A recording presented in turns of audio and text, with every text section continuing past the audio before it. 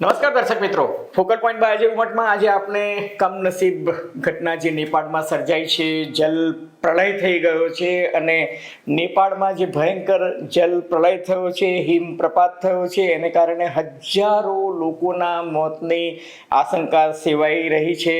અને આ ભૂકંપ જે છે એ સવારે ભારતીય સમય પ્રમાણે 8:53 ચીની તિબેટ વિસ્તારમાં ભૂકંપ આવ્યો અને એ ભૂકંપને કારણે હિમપ્રપાત થયો, ગ્લેશિયર ફાટ્યું અને એને કારણે જે આખું ચેઇન રિએક્શન આવ્યું એના પગલે નેપાળમાં ચારે તરફ તબાહી મચી ગઈ છે. અત્યાર સુધી જ્યારે હું આ વિડીયો બનાવી રહ્યો છું ત્યારે નેપાળના સરકારી પ્રચાર તંત્ર જે છે એમનું પ્રોપેગેન્ડા ડિપાર્ટમેન્ટ એ પ્રમાણે 100 વ્યક્તિઓના સત્તાવાર રીતે મૃત્યુ બતાવે છે, 750 લોકો મિસિંગ એટલે કે લાપતા બતાવે છે અને 133 ભારતીય લોકોનો પણ એમાં સમાવેશ થાય છે. પરંતુ બિન સત્તાવાર સૂત્રોના કહેવા અનુસાર લગભગ 4000થી વધુ વ્યક્તિઓ તો જે જળ પ્રલય થયો એમાં તણાઈ ગયા હોવાનું અથવા તો ડૂબી ગયા હોવાનું અથવા તો જળ સમાધિ લીધી હોવાનું કહેવાય છે. અને સત્તાવાર મૃત્યુ આંક હજુ સરકાર કહેતી નથી, પરંતુ જાનહાનિ કદાચ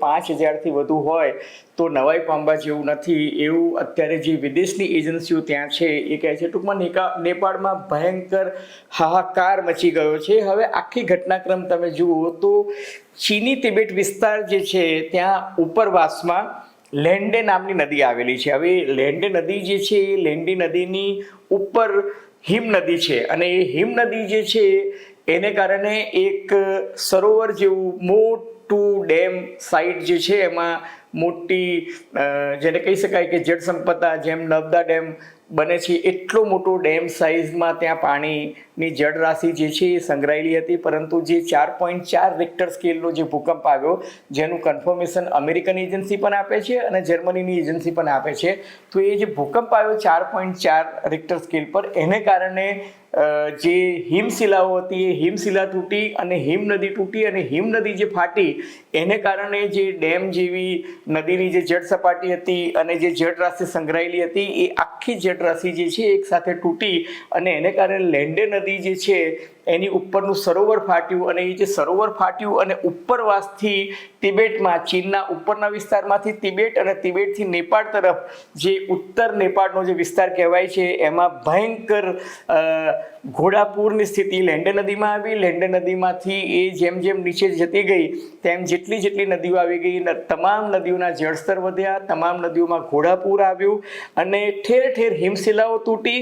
પૂરના પાણીમાં ખડકો તૂટ્યા, એની સાથે કાદવનો કડદો, હિમશિલાઓ એ જ્યાં જ્યાં રસ્તામાં આવી એ જે આખી જળ રાશિ હતી એ ત્યાંથી નેપાળની જે એક મુખ્ય નદી છે ભોટેકાશી નદી, એ ભોટેકાશી નદી તિબેટથી શરૂ થાય છે અને આખા નેપાળમાંથી પ્રવેશી અને પછી બિહાર ઉત્તર પ્રદેશ તરફ જાય છે અને એ વચ્ચે ત્રિશુલી નદીને મળે છે. એટલે ત્રિશુલી નદી, ભોટેકાશી નદી અને ઉપરથી લેન્ડે નદી, આ તમામ નદીઓની જળ રાશિ જે છે એ ભેગી થઈ અને નદીની આસપાસના ઉપરવાસ વિસ્તારથી માંડીને હેઠવાસ વિસ્તારમાં અને આસપાસનો જે સ્ત્રાવ વિસ્તાર હતો એ સ્ત્રાવ વિસ્તારમાં જેટલી પણ દુકાનો હતી, ગામો હતા, બજારો હતા, રોડ, રસ્તા, બ્રિજ, ઇન્ફ્રાસ્ટ્રક્ચરના પ્રોજેક્ટ હતા, પાવર પ્રોજેક્ટ્સ હતા, હાઇડ્રો પાવર પ્રોજેક્ટ હતા, સરકારી કચેરીઓ હતી અને એ બધું જ એની ચપેટમાં આવી ગયું અને એને કારણે બહુ જ વ્યાપક પ્રમાણમાં નુકસાન તો થયું પણ જાનહાનિ જે છે એથી પણ મોટી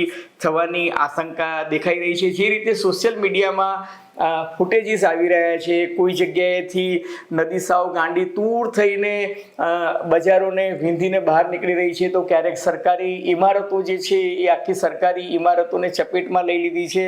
કેટલીક જગ્યાએ પહાડો તૂટ્યા હોવાના દ્રશ્યો દેખાય છે, તો કેટલીક જગ્યાએ ગ્લેશિયર ફાટ્યા છે એના ફૂટેજ મળી રહ્યા છે.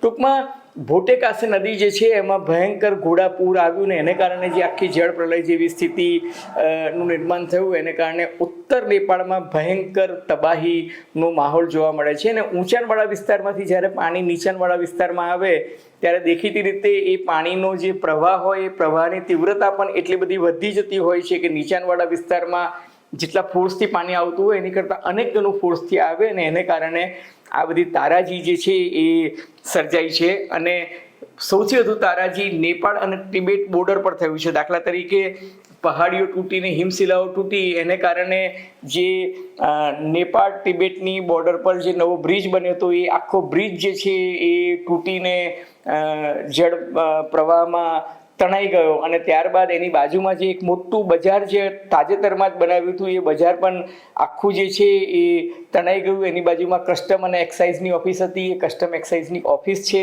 એ પણ પત્તાના મહેલની માફક જળરાશિમાં ભળી ગઈ. ટૂંકમાં ઉત્તર નેપાળમાં રસુઆ જિલ્લામાં, ત્રિશુલી નદીના સ્ત્રાવ વિસ્તારમાં, નુવાકોટ વિસ્તારમાં, ધાડિંગમાં, ચિતવનમાં આ 6 જિલ્લાઓ જે છે ત્યાં સૌથી વધારે નુકસાન થયું છે. અને નેપાળ તિબેટની બોર્ડર પર જે તિમુરે બજાર જે છે ત્યાં રસુઆગઢી વિસ્તારમાં બહુ જ ભયંકર નુકસાન થયું છે. નુકસાન એટલું બધું છે કે નેપાળની સરકારે બચાવ કામગીરી માટે જેટલા પણ હેલિકોપ્ટરો ઉડાવ્યા એ બધા જ હેલિકોપ્ટરો હવામાં ઉડતા રહ્યા, કારણ કે નીચે લેન્ડિંગ કરવા માટેનું કોઈ જ એમને લોકેશન દેખાતું નહોતું અને એને કારણે બધા જ હેલિકોપ્ટરો નિસહાય થઈને પાછા આવ્યા. અને આ જે ભોટેકાસે નદી જે છે એ મેં તમને કહ્યું કે તિબેટથી લઈને નેપાળમાં હૃદય સમાન વચ્ચેથી પસાર થાય છે, નેપાળની વચ્ચેથી, અને પછી આગળ ત્રિશુલી નદીને મળે છે જે ભારતમાં આવીને ગંડક નદી બની જાય છે. અને ગંડક અને કોસી આ બંને નદી જે છે એ નેપાળની જે આ નદી છે એ ત્યાંથી ત્રિશુલી નદીમાં આવે છે. ત્રિશુલી નદીથી નીચે જે 2 ભાગ પડે છે એમાં એક ગંડક બને છે અને એક કોસી બને છે. અને આ ગંડક અને કોસીમાં જ્યારે પણ જળરાશિ વધે છે તો એને કારણે એને કારણે ગંગા નદી જે છે એ ગંગા નદીમાં પણ જળ સપાટી વધે છે. અને એને કારણે બિહારમાં, ઉત્તર પ્રદેશમાં, ઉત્તરાખંડથી માંડીને ઓડિશા અને પશ્ચિમ બંગાળ સુધી જ્યાં ગંગા જાય છે ત્યાં બધી જ જગ્યાએ ગંગાનું જળસ્તર પણ વધે છે. એટલે બિહારમાં કોસી, ગંડક અને ગંગા નદીનું જો જળસ્તર વધે આ ઘટનાક્રમને કારણે તો પૂર્વ ચંપારણ, પશ્ચિમ ચંપારણ, સારણ, ગોપાલગંજ આ બધા જ વિસ્તારમાં ભયંકર પાણી જે છે એ ભરાઈ શકે છે. અને એટલા માટે જ વડાપ્રધાન નરેન્દ્ર મોદીએ મદદ માટે ઓફર કરી છે નેપાળના વડાપ્રધાનને, એમની સાથે વાત કરી છે. ભારત સરકારે પોતાના ઇન્ડિયન એરફોર્સના 2 માલવાહક જહાજો ત્યાં રાહત સામગ્રી સાથે મોકલ્યા છે. એટલું જ નહીં, ત્યાં ફસાઈ ગયેલા ભારતીયોને મદદ કરવા માટે ભારતીય એમ્બેસી પણ કાઠમંડુમાં મદદરૂપ થઈ રહી છે. પરંતુ મોટે ભાગના લોકો જે છે એ લાપત્તા છે, એમનો સંપર્ક થઈ શકતો નથી. મોબાઈલ ટાવર તૂટી પડ્યા છે, ટેલિકોમ નેટવર્ક જે છે એ પણ ખોરવાઈ ગયું છે. સંપર્ક સુધારવાની કોશિશ થઈ રહી છે. કેન્દ્રીય ગૃહમંત્રી અમિતભાઈ શાહે બિહારના મુખ્યમંત્રી સમ્રાટ ચૌધરી સાથે વાત કરી છે અને એમને પણ કહ્યું છે કે જે 5 જિલ્લા જે પૂરગ્રસ્ત થવાની સંભાવના છે, આજે મોડી રાત્રે લગભગ 2 વાગે ત્યાં પૂરના પાણી આવવાની સંભાવના છે. એટલે ત્યાં પણ અત્યારે મદદ, રાહત સામગ્રી અને પૂર રાહત માટેની સંપૂર્ણ પ્રક્રિયા ચાલી રહી છે. ભારતીયો જે ફસાયા છે અત્યાર સુધી નેપાળની ભારતીય એમ્બેસીમાં 133નો આંકડો બતાવે છે, પરંતુ આ આંકડો વધે એવી સંભાવના છે. આપણે પ્રાર્થના કરીએ કે જેટલા પણ ભારતીયો ત્યાં ફસાયા હોય એ સહી સલામત હોય અથવા તો સહી સલામત સ્થળે પહોંચી ગયા હોય અને જાનહાનિ અને તારાજી શક્ય એટલી ઓછી થાય એટલી આપણે ભગવાનને પ્રાર્થના કરી શકીએ. બાકી આગે દેખો હોતા હૈ ક્યા. મિત્રો, તમને ફોકલ પોઈન્ટ બાય અજય ઉમટનો આ એપિસોડ નવ ગુજરાત સમય અને અમદાવાદ મિરરના સથવારે ગમ્યો હોય તો એને લાઇક કરજો, શેર કરજો, સબસ્ક્રાઇબ કરજો. સબસ્ક્રિપ્શનનું બટન ન દાબ્યું હોય તો મહેરબાની કરીને દાબી દેજો અને પેલું બેલ આઇકોનનું બટન દબાવવાનું ભૂલતા નહીં, જેથી તમને અમારા નવા વિડીયોઝના નોટિફિકેશન્સ મળતા રહે. ધન્યવાદ, ખૂબ ખૂબ આભાર.